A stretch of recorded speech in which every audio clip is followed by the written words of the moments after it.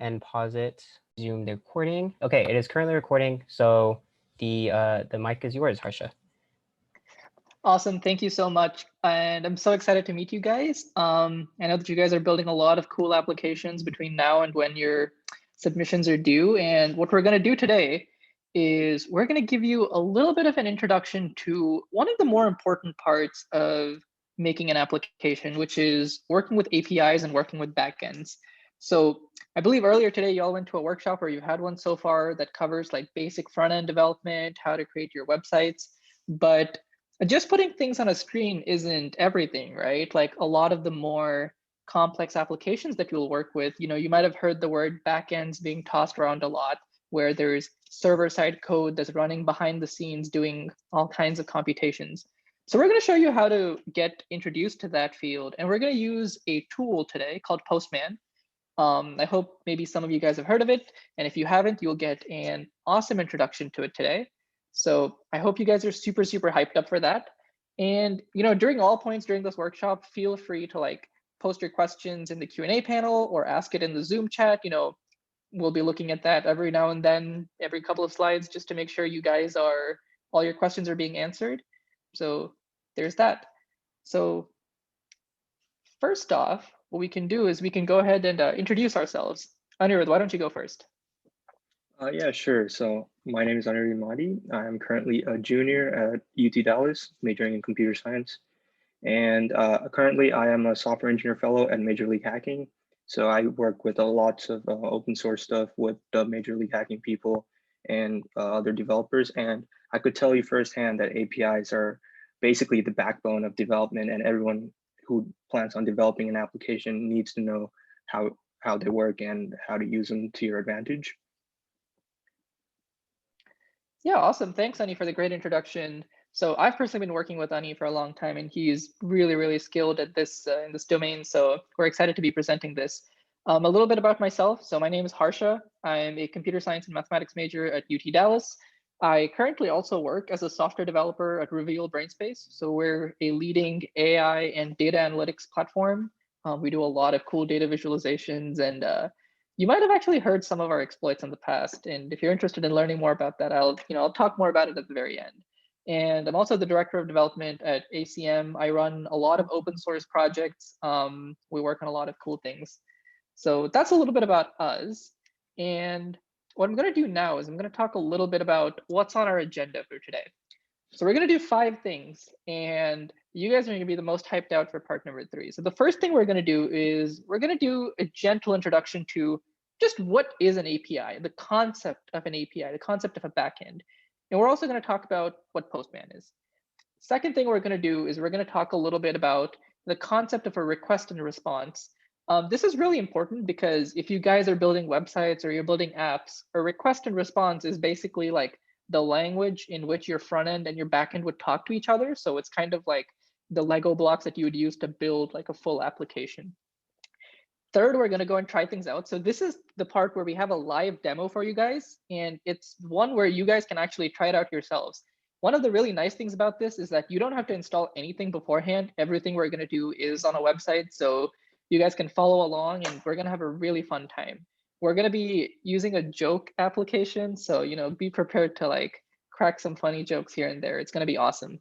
Finally, I'll provide some follow-up resources for everyone, and then we'll dive into like a bit more formal Q&A where you guys can ask questions about the workshop, about us, or really anything that's CS related that you might be interested in learning about. All right, so let's get started. What exactly is an API?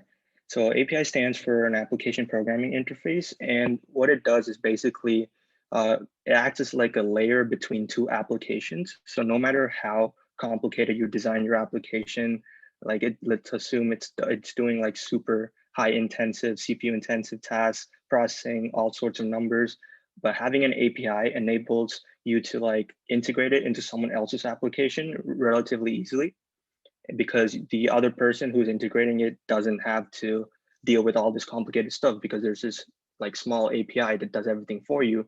And that's how it gets super easy to follow and use within your own application. And a lot of companies like Google, Twitter, Microsoft, they all have their APIs public.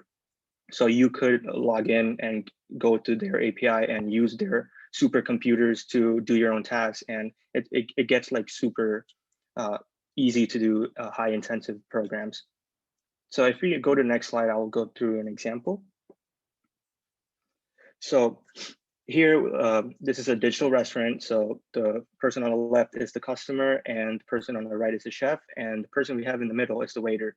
So in real life, if you go to a restaurant and you order something, you order it through a waiter and he delivers your message to the chef, and he kind of like makes the food and passes it on back to waiter, and he comes back and gives it to you. And the important thing to remember here is you can only order what's on the menu. You can't ask the waiter to get you something that doesn't exist, right? So that's sort of how APIs work too. They have like a list of functions or methods you could tell it to do, and that's the only thing it's going to do. You can't ask more of it.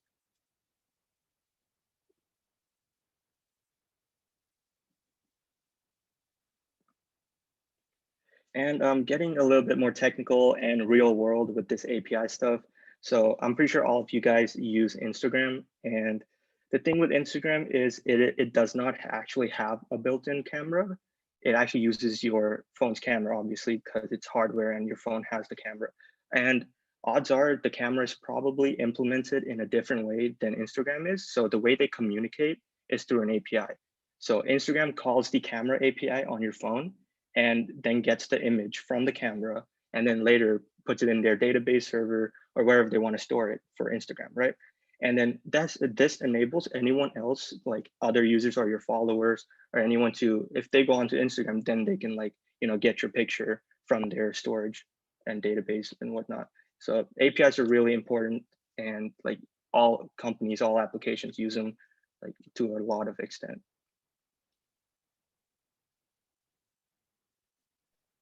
Sweet, yeah. And we talked about Instagram a little bit, and Anirudh talked about how the camera itself is an API that you're using, right? Like Instagram doesn't have a clue how to take photos. It's only your phone that knows how to take photos. So there's an API or an SDK that allows Instagram to take photos.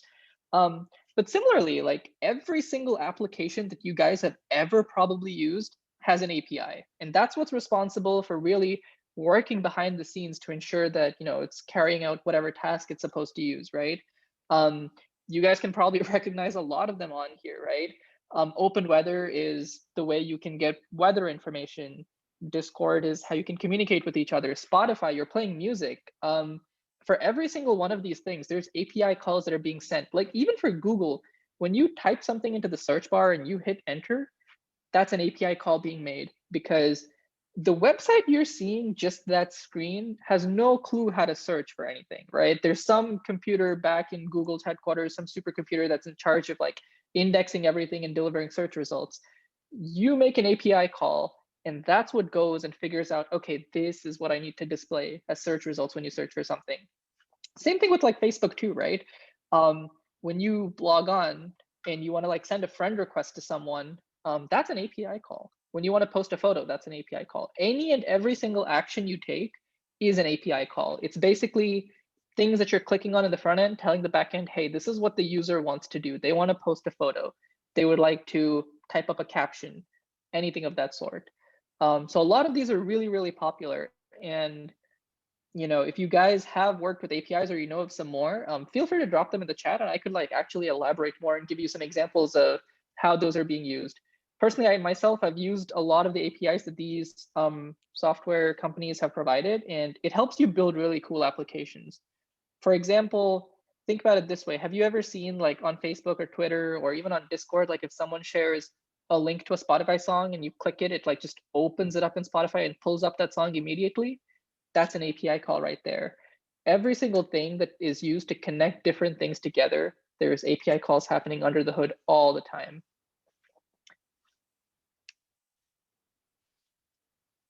Essentially, the idea here is that APIs turn software into Lego bricks.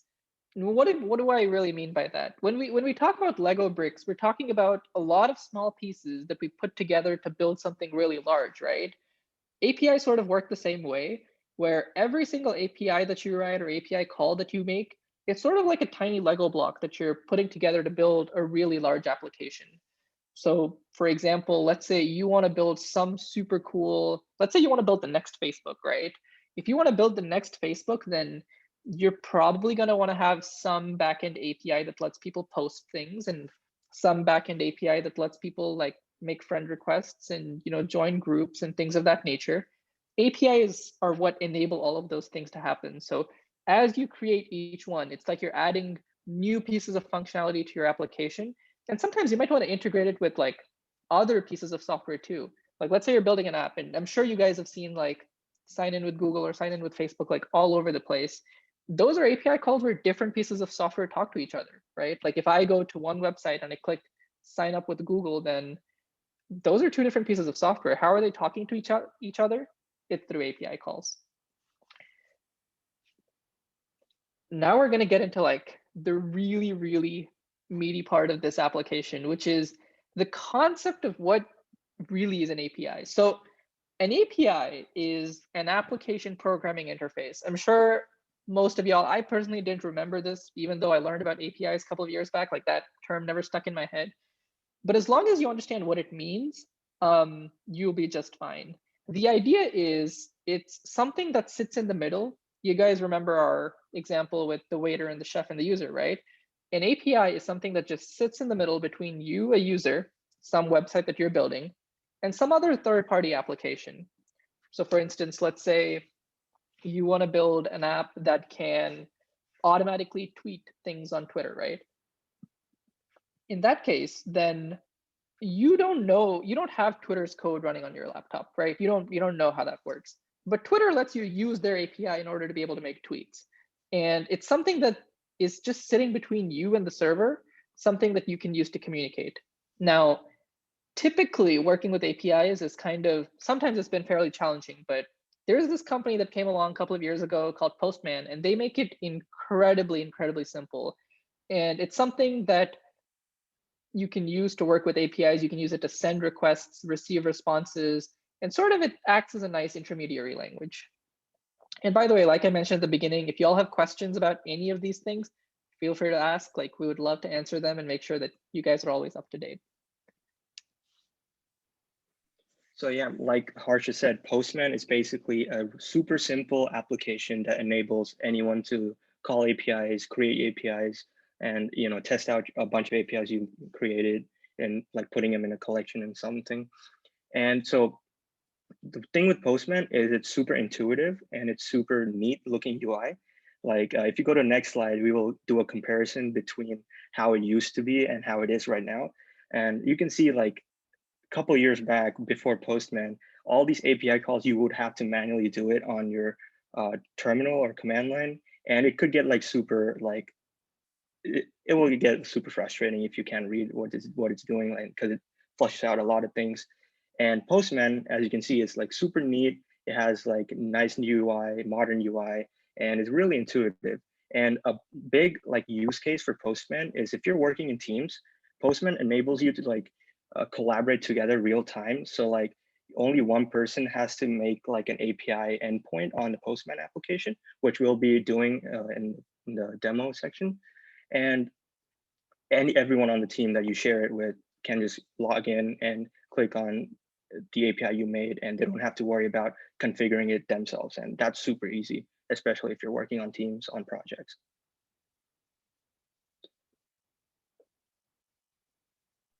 All right, so now we are going to get into talking about requests and responses. So if you guys remember from the very beginning when I talked about this, a request and a response is essentially the language in which you would communicate with APIs, okay? The idea is you can't just, I mean, you guys have worked with programming a little bit at this point, I would assume, or maybe a lot for some of y'all. And you know that you can't just type things in English. You can't just expect a computer to understand that. There's a very set and defined way in which you're supposed to type things, right? That's why it's called code. It's not just called English, right? So what we're going to talk about here is the concept of what is a request, what is a response, and how that's going to help you in order to be able to make API calls to connect with various different services. So the first thing we're going to talk about is making a request. So a request is how you as a person make an API call. Let's say you're trying to perform a Google search, actually. Pretty straightforward. And instead of you going to google.com and making the search, let's say you're building an app around it, right? Like something in your app that you're creating should have some sort of search functionality. Now, in order to be able to access Google, you can't just type in whatever you want. You can't just say, hey Google, can you like go and search for this, right? That's not gonna work. You're gonna have to define it in a set way. So there's 3 things you need to be able to make a request. Okay, 3 things. The first thing is a method. A method is kind of like telling an API exactly what you're trying to do with it. A get method means you're trying to get information. A post method means you're trying to send information back. A delete means you're trying to delete. A patch means you're trying to update some information that already exists. So there's various different methods that sort of broadly define what you're trying to do. So for example, if you try to make a get request to Google, it'll return you information, things like that. The second is the address or the endpoint. The address or the endpoint is kind of the most obvious. It's like, where are you trying to make a request to? Like if I'm trying to get information from Google, my address or endpoint would be google.com. It wouldn't be Facebook, right? That's really what an address or endpoint it is. It's where you're trying to get information from. And the path is a little bit more interesting. The path is sometimes the same service can do a lot of different things. I'm going to use Google again for an example. Why not, right? With Google, you can either just make a text search. Sometimes you can make an image search. There's so many different tabs, right? Various different kinds of actions you can perform. The path specifies what specific service on the API you're trying to access. So if you just do google.com, that would be you're trying to search for some piece of text. If you go to google.com/images, you'd be trying to search via image. And that's, in a nutshell, the 3 things you need in order to be able to make a request, the very bare minimum. So, I kind of mentioned this previously, but methods are one of the most important parts of the request. There's 4 key types of methods that you guys are always going to interact with. In reality, there's more. There's almost like 20 or so, but these 4 are the most commonly used ones. You have get for retrieving information, post for sending, put for updating, and delete for deleting. The words are very, very self-explanatory. So going more deeper into endpoints and paths. So an endpoint, like Harsha said, is basically the address where the API lives at. So you want to call this endpoint, and then the path is basically usually the API is divided up into different features depending on what it does, and the path specifies which action has to do. And in this example, LinkedIn.com is the endpoint, and inside LinkedIn.com, we want to go to the feed path so we can get the LinkedIn feed for the user. And it can get really long and really complicated. So a request is basically split into, there's 3 parts to it. So the first one is parameters. And in the path, you could, instead of keep on going inside feed, inside a post, you can keep going forever until, or how much ever the API is available for. Or parameters allows you to basically just do it in a simple variable that is predefined by the API.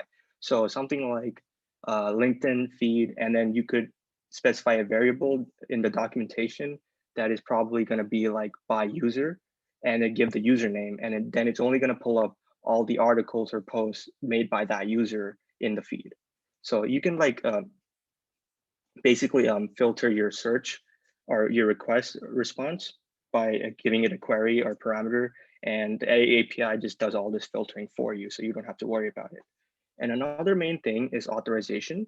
So if let's say you're uploading an image to your Instagram account, and because it's an API call and anyone can make an API call, you want to protect yourself in the API call because you don't want anyone else posting an image on your account by copying that API call, right? So we go into this thing called authorization, and this is basically your password. it acts just like a password, but for API calling. And it's usually referred to as an API key in the documentation. So you would want to, get that from the company of the API you want to use. And headers and body. So headers is basically the metadata for your API. And this is where usually your API key goes in. And usually like you define how you want your data to be returned back to you, like what form, if you want it in like text, HTML, or an object format like JSON. And that's where you define all that stuff. And in a body, that's where the actual data lives in from the API. So that's where your feed, articles, and posts actually arrive in.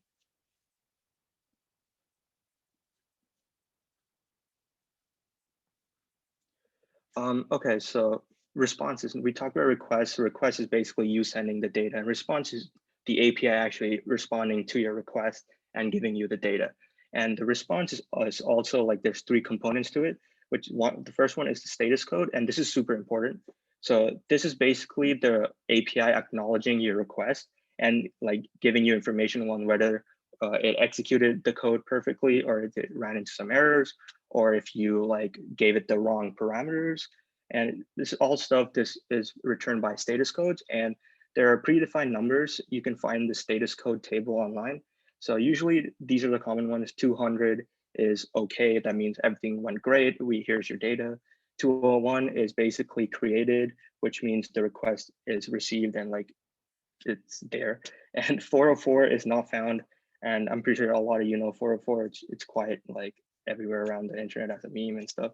So 404, that's not found, meaning you made the request, but the endpoint or parameters, they don't exist in my API thing. And another common one is 400, which is basically a bad request. That is usually happens when there's like some sort of spelling error in your variable, or like you messed up the parameter names and stuff. 401 is unauthorized. You have an expired API key, or your API key is wrong. So those are some of the common ones. And the response also has a header. Excuse me. The response also has a header.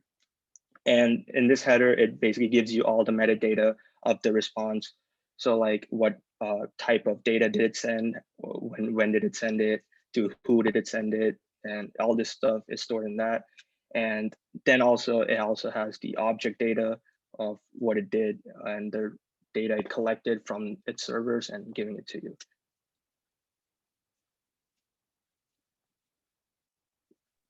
Alrighty, now we're coming to the actual live demo. And when I say live demo, it's more of a live walkthrough. So I want every single one of y'all who are watching to actually go through what I'm doing, because it's going to be really, really funny, and it's going to be really awesome as we do it together. So I'm going to walk you through how you can actually communicate with the backend. And once you're done with like the next 10 minutes or so of this workshop, you guys are going to be like experts. You're going to be able to like connect your website to any backend out there, like anything and everything. Is going to be super easy. Okay. So if you guys are ready, we're going to go ahead with it. And this is a part where you guys need to be a little bit more interactive, because I'm going to ask you guys to like post certain things in the chat. So please share. Okay. All right. So if everyone could go along to this URL and then just send a yes in the chat once you've gone there, please do so. Thank you, Anirudh, for I posting dropped it. the link, yeah.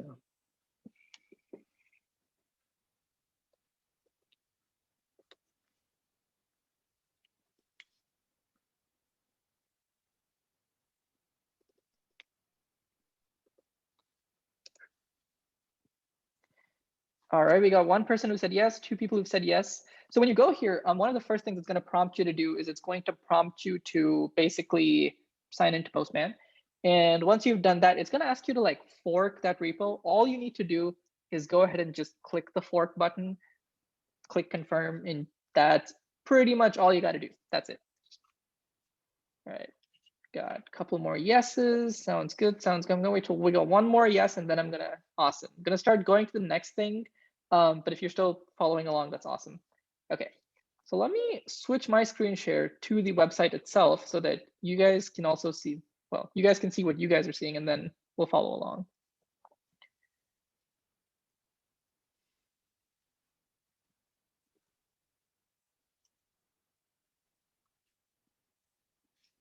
Okay, perfect. So roughly, this is what you guys should be seeing. Should you download? You do not need to download the desktop agent. No, you can skip that step. All the desktop agent does is it lets you be able to make API calls a little bit faster. That's really it. Everything that we're going to do, you can do it like directly on the website itself. You're not required to download anything. That being said, like afterwards, do go ahead and download it. It's a very nice tool to have. Yep, okay, for sure. so first things first, if you click on just the folder name, right? Like this is what you see. Don't worry about like this whole like mess of like so many different tabs and buttons and all of these different things you're seeing. The only thing that we're going to interact with is just this little thing on the left where it's like a bunch of folders and files that kind of looks like, and then that's really it. So if you click on this folder name actually, and on the very right, there's a button called documentation. There's a little bit here that describes like the instructions for the walkthrough that we're going to go through. So at any point, if you feel like, oh my gosh, he's going too fast, or could someone like type up that thing you were supposed to say again, then this is where you can find it all. So there's a nice little documentation tab over here. So first thing we're going to do is really, really simple. There's a URL over here, right? There's a link to a website. I just want you guys to copy it. Click on the get joke on the left over here. It looks like a file inside the basics of API folder. Just paste it in and then click that big blue send button. That's it. And once you've done that, you should see like a hey there, this is a simple demo kind of text. If you see that, send me a yes in the chat.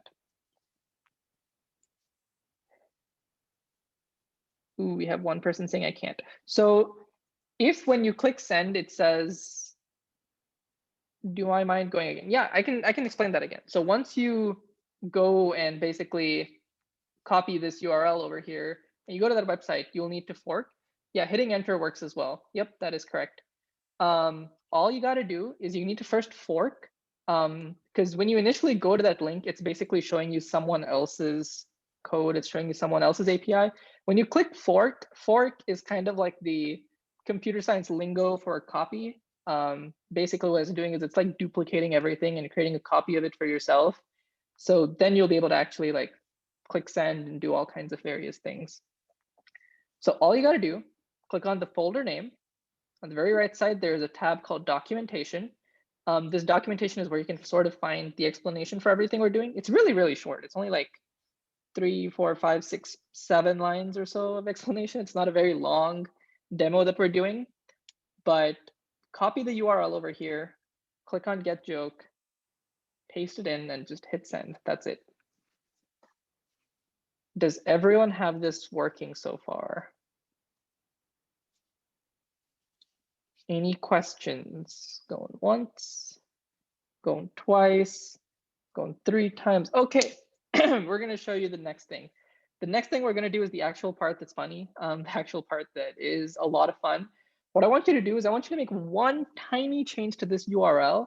Instead of just going directly here, I want you to add joke at the very end. That's it. Okay. And then hit send. And when you do, you're going to see a joke pop up in this body part down here. So don't mind that. You're going to see a joke pop up over here. So let me kind of just briefly explain what I'm doing. Oh, by the way, if you guys have done this and you see the joke pop up, would you mind like copying your joke and like pasting it in the chat? There's like a random generator on the back end, which creates different jokes based on like who's making the API call. So if you don't see the same thing that I see, then, you know, let's share jokes with everyone, right? So yeah, everyone please do share. I would love to hear all the different jokes that are on there. But let me explain what's kind of happening behind the hood over here. What we're making is we're making a request, okay? And the request is essentially going to this URL. If you remember, we needed 3 things to make a request. The first one was a method.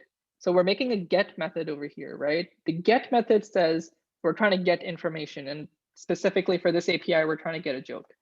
The second thing is the URL. So this is the URL that we're sending to. It's a little tiny joke service that one of my friends built. It's really funny, and that's why we're using it for this demo. And really, that's in a sense, that's it. Like once you've got this done, you also need to specify the path. In this situation, the path is just /joke, because this API, as you guys will find out in just a little bit, it does more than just getting jokes. And by specifying the path, we can access the different things that this API does. So /joke is how you get the jokes back. All right, I hope everyone has gotten through this so far. We're gonna go ahead to the next thing. We're gonna make one more tiny modification actually. So y'all see that these jokes, they have an ID over here, right? This one is ID number 0.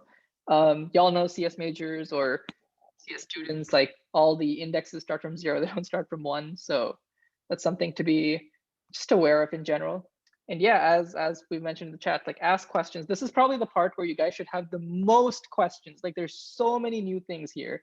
So definitely ask. You can actually retrieve whatever joke you would like by going to a different path on this URL. So if I go to /0, I can obviously get this joke, but I can also go to /1 and it'll get me the first one. If I go to /2, it's going to get me the next joke, so on and so forth. If you don't specify that number, it just gets a random one.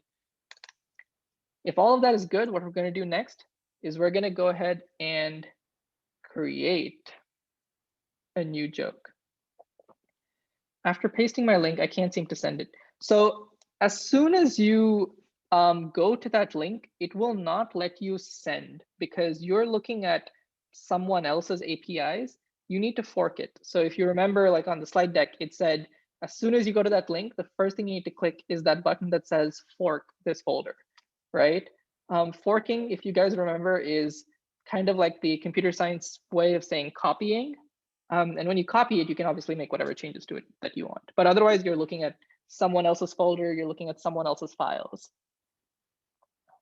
Cool.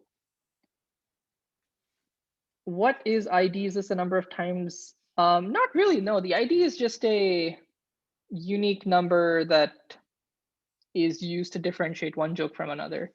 That's really all there is. So you'll see that on here, there's only 3 jokes, 0, 1, and 2. If I try to go /4 or something like that, it's gonna just say joke not found.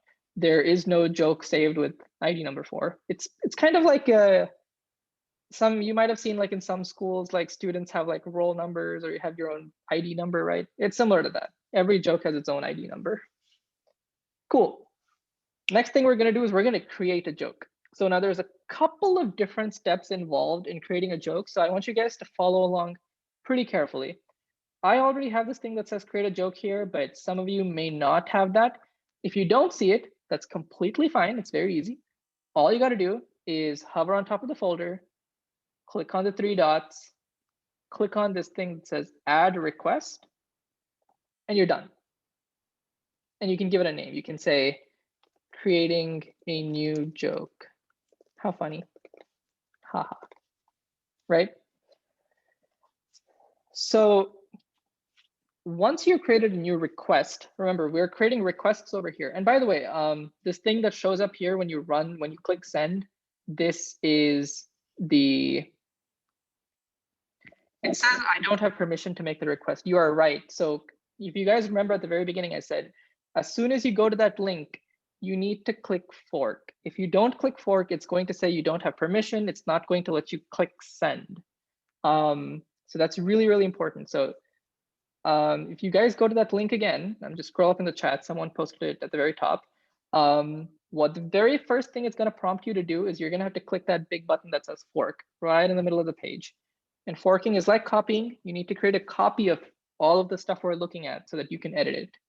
Under the hood, like this whole thing is just a file for Postman.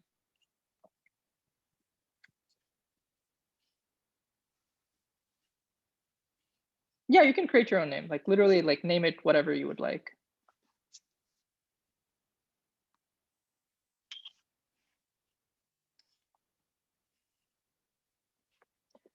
Let me just copy that URL and kind of show you guys myself. So if I was to go to this URL, right? First thing it's going to do is, all I need to do is, you see this whole page, you give it a name. So you can say, hello, this is my thing. And then just click fork. That is all you got to do. So give it a name and then click fork. That's all you got to do. No worries. You're great for bringing up your concerns, Elizabeth. I'm happy to help. And yeah, if you guys want me to like go back to any of the steps, like feel free. I'll go back to them.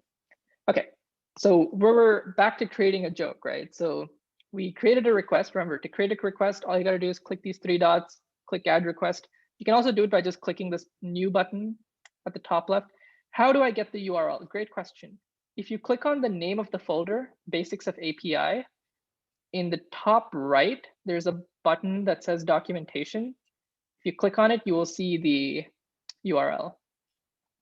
You'll see the URL and you'll also see the steps for everything I'm describing as we go through this.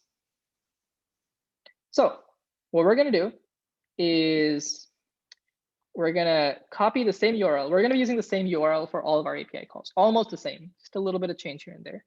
So on your new request, paste that same URL, okay? The second thing we need to do is now we're going to be creating a joke. And if you guys remember, a get method was to get a joke. We have a separate type of method, a post method, in order to be able to send information. In this case, we want to send our own joke. So what we're going to do is we're going to change this from a get to a post. Okay, so go ahead and do that.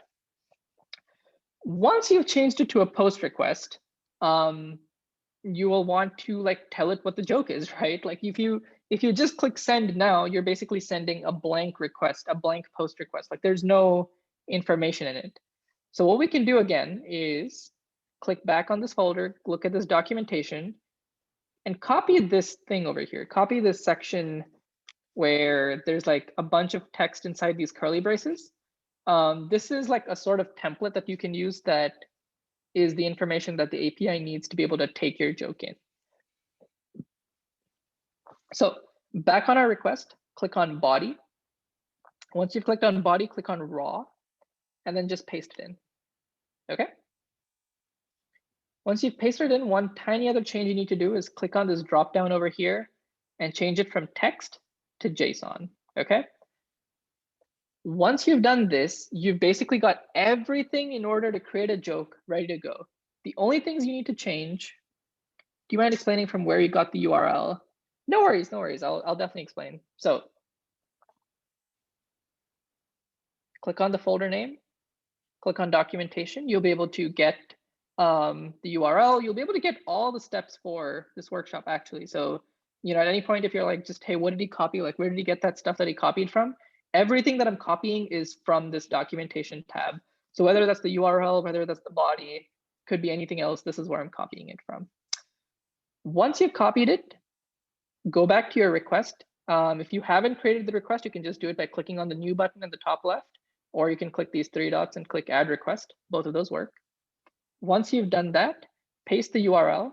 The URL is the same one, by the way. Like for get joke and for creating a joke, it's the same URL. Shauri, a great question. Anirudh, could you like talk a little bit about what JSON is in the chat? I think that'll be pretty helpful. Yeah, for sure. Awesome, thanks, Ani. So once you've done that, change the get to a post. Remember, post is for sending information, okay? And then you want to actually tell it the information you want to send. So click on body. And if you guys remember, the body of a request is where you put the information you want to send. And just paste that whole block of text we copied from the documentation tab in here, change it from text to JSON.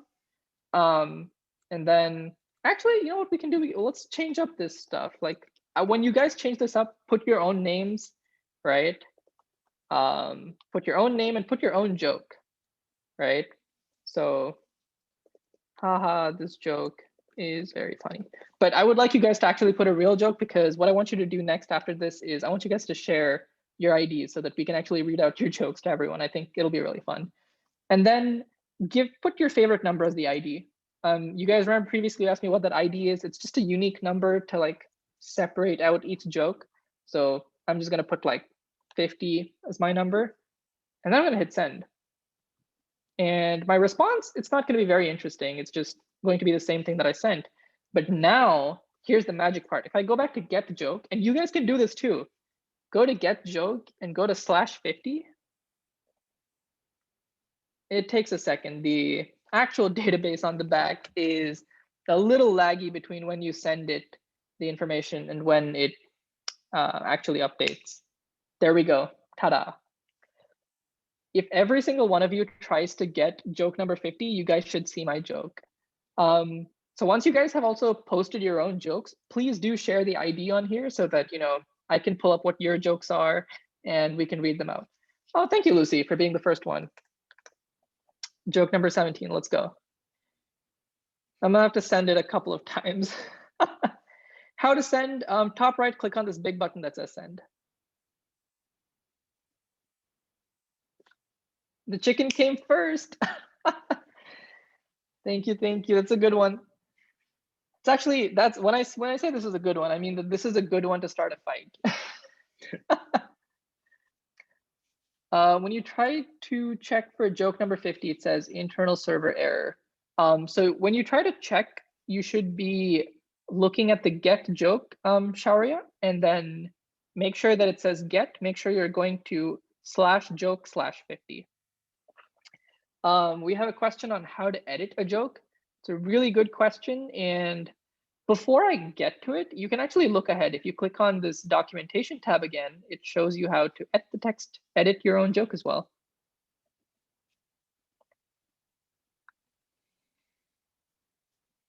Cool. Let me see joke number 72. I think we have.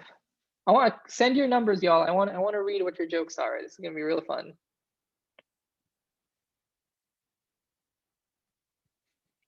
It says joke not found. Yeah, if you remember, one of the things I mentioned earlier is so this the actual database that this is using to like save your joke, it's a little bit laggy. So if it says joke not found, just hit send again. You might need to send it a couple of times before it actually caches the data and sends it to you. All the things being used for this demo is running on a free server that we have. So it's a little bit slow in actually saving the data, but it happens. Where do you write your own joke? If you remember here, we went to the body and we pasted this block of text. Just you can change the joke on here to be whatever you would like. And it's gonna be real funny. So once you do that, please do share your number and I'll be happy to read it out for everyone. Two kinds of programmers, those who know binary and those who don't. That's a really good one. One funny version that I've seen for this specific one is instead of typing in 2, they just type in 1, 0. So there's people who think that it's 10, and then there's people that think that it's 2. That's a pretty funny way to go about it. Thank you, Nikhil. Good one. Let's go look at number 12. How do you make your thing post? Your thing says get. Click on this dropdown. You can change it to be any one of these methods. So on here, you can change it to be absolutely anything. It's only the top 4 or 5 that are pretty important. Get, post, put, delete, things like that. That being said, those are not the only ones. There's so many of them, but these are the ones we're going to use. Let's take a look at this one.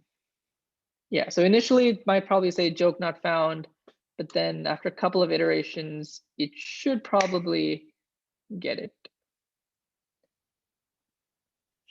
For your body, it only says key value and description. So you need to click on this one that says raw. So if you're on a different one, if you're on form data, it's going to say key value description. You need to click on this one that says raw. Raw, the only reason we're using raw for this workshop is because it's a very fast way to do the workshop. You can just type the whole thing. But for those of y'all who are a little bit more inclined to type things out slowly, you can actually use form data too. You can type in ID 50 joke something, right? You can do this and it'll work just fine. It's the same thing as just typing this in raw. There's no difference. Cool. The next thing is obviously set this to JSON too. I think Yep.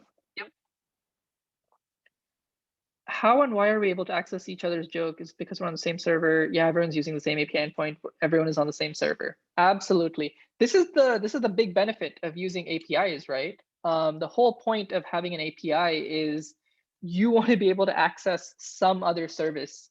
In this case, this is a joke API.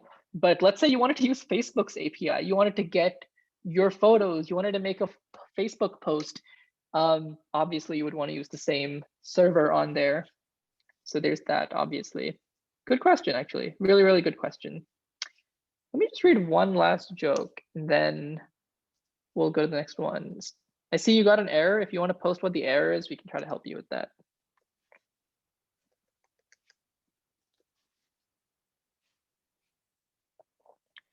In a world of confusing bugs, forgotten brackets like to watch the world burn. That is a good one. Absolutely. I think a lot of people missing required parameter in JSON body or post body or the query string. You should have 4 things in your raw. You should have an ID, you should have an author, you should have a joke, and you should have a source. Make sure you have all 4. And if you do have all 4, make sure that in this dropdown, it's not set to text, it's set to JSON, okay? That's something that's really, really important. Now, I remember earlier someone was looking ahead and they were thinking about, how do I edit a joke that you've already created? It's actually really simple. All you need to do is change this from a post to a put and then update it to be whatever your new joke wants to be. And that's as simple as that. If we want to delete a joke, we can also do the same thing. I got to change this to be a delete. And then I can just like delete joke number 50 and it's gone, wiped out of existence. Now, you guys will think, oh my God, isn't that scary? Like if I made a joke, someone else could delete it because if they know my joke number, then it's gone. That's kind of why back during the workshop, we talked a lot about authorization. Authorization is how you protect your things that you post from ensuring that only you can edit it or only you can change it. If you remember our Instagram example, right? Like that's really similar to this joke. Like posting a joke is the equivalent of like posting a photo on Instagram for everyone to see. You want to ensure that you're the only one who can like edit your posts. You're the only one who can delete your posts, things of that nature. Let's read that one last joke.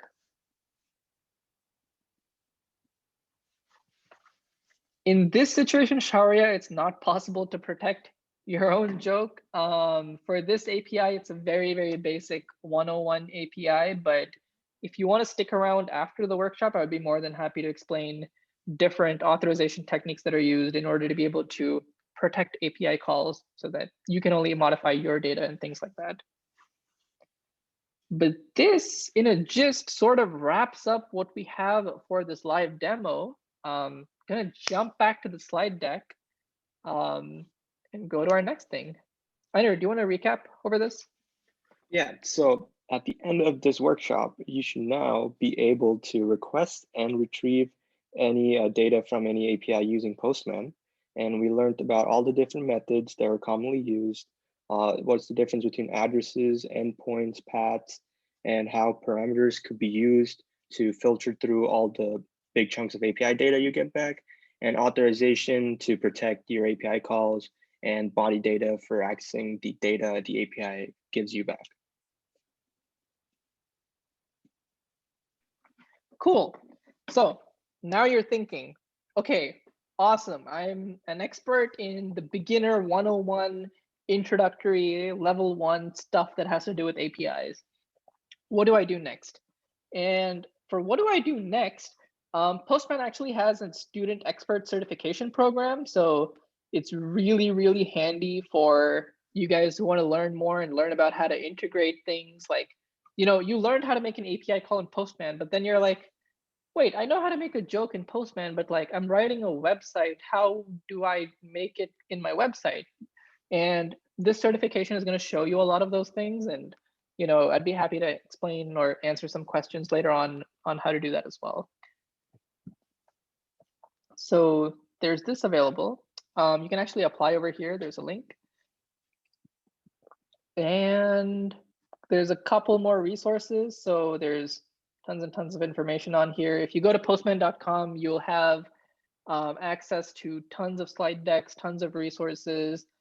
you'll have applications to a wide network of different things that are happening, and engage with Postman a lot. So Postman's a really good resource for APIs, but in general, you can learn a lot more about just software development and programming at these resources.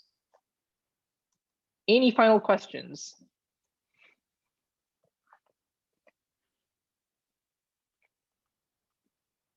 Going once, going twice, going thrice.